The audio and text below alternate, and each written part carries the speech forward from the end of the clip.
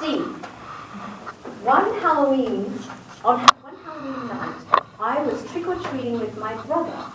We knocked on old Mr. Simpson's door. And it fell inward.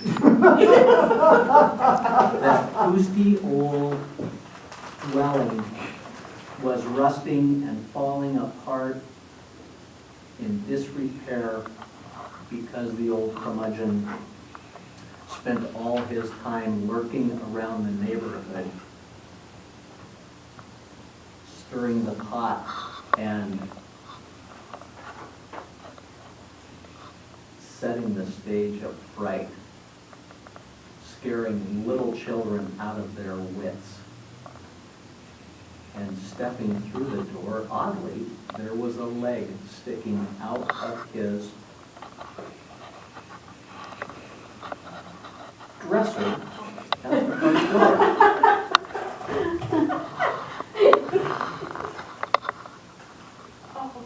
Okay, and my grandmother has been missing for several weeks, and the shoe on the foot looked an awful lot like Granny's. So I called. Oh. You passed? No, I got it right, man. So I called. Granny's foot sticking out of the dresser. So I called. I called out to my brother and I said, "Let's get out of here!" And even though it's Halloween, there was unusual snowfall.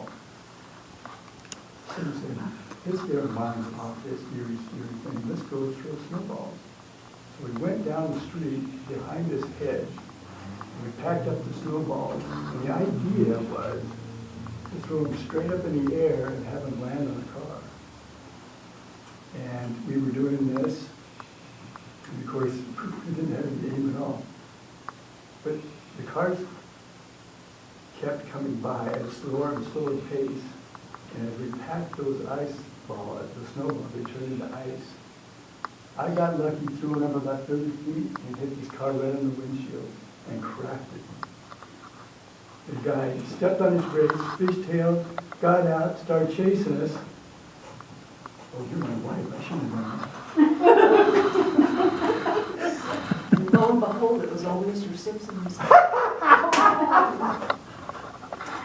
We always wondered about Mr. Simpson.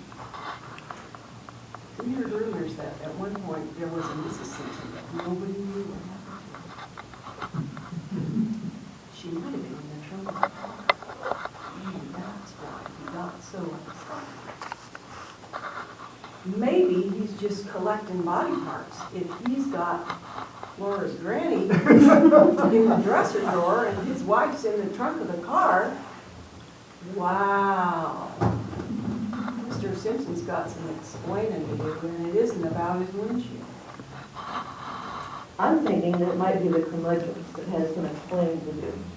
Because while everybody's outside and watching Eric's car fiasco, Granny is climbing out of the dresser. She was right in there because she and the curmudgeon have been dating, so they don't have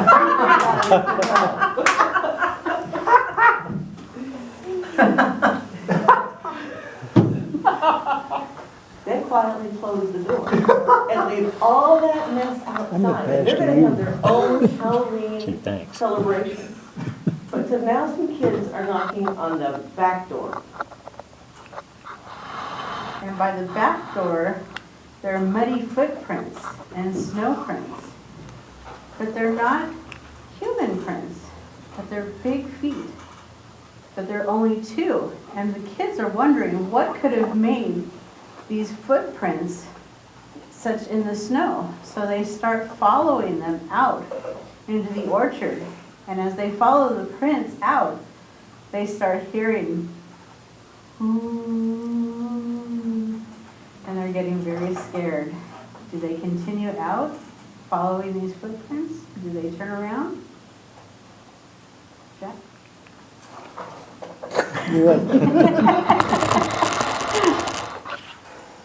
As it happens, the footprints belong to an unsuccessful genetics experiment.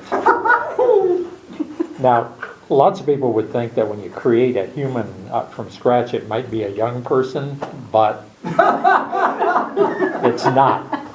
Now, most of you don't understand that Jack is actually only about 2 years old. That's when he came out of the lab, and sadly, this is what happened. Old Mr. Simpson had actually been trafficking jackalopes. These jackalopes, he was piecing together from the different jackalope. He was creating jacks from the jackalopes. It was a very interesting thing. And these jackalopes were not just ordinary jackalopes. They were actually bloodthirsty jackalopes that had to be controlled and put into cages because they would attack you like the rabbit on Monty Python.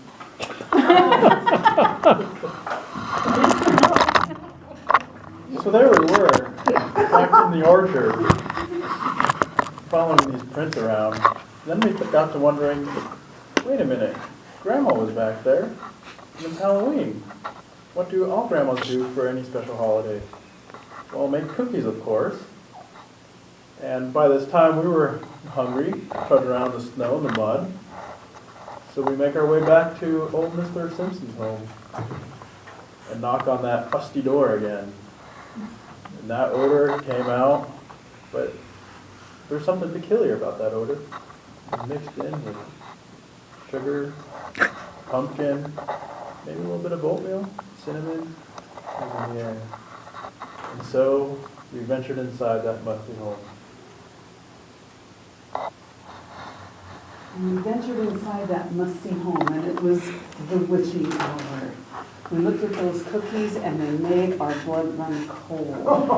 Was our auntie batty? Was Mrs. Simpson crazy?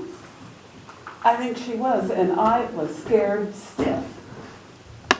I was scared stiff because I know her to have a Jekyll and Hyde type of personality. You never know what to predict. Who was it today? Jekyll? Hyde?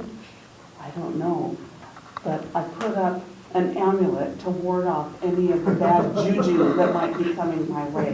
And that amulet was a white pumpkin jack-o'-lantern. And it worked. It warded her off.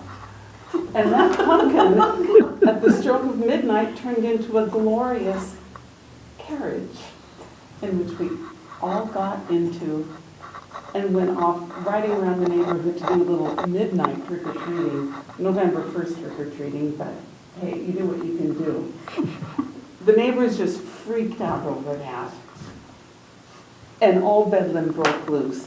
But at the end of the day, I went inside of the carriage. It turned out to be kind of poosty in there because we really didn't scrape out the innards and the seats. It was a little poo, and I think it was also left over from last year, which added to the ambiance of the whole thing. And by now it's November 1st, all Souls for Saints Day.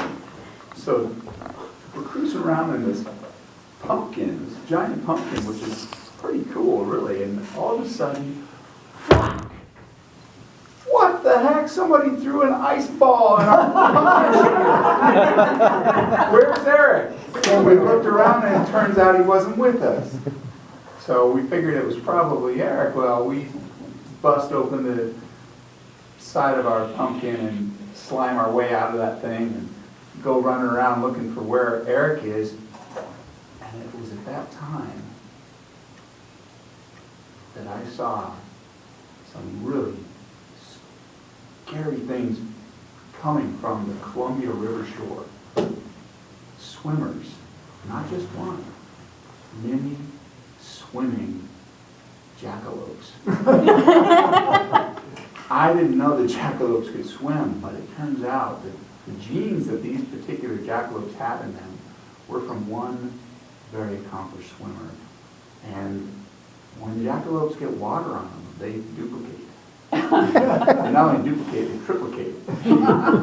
And so on. So there was a whole horde of jackalopes swimming towards us. Eric was busy making ice balls. He was like squeezing them like this, and making ice balls as fast as he could. So we were, we were ready to use whatever we could to ward off these jackalopes. I need to finish this story. To be continued.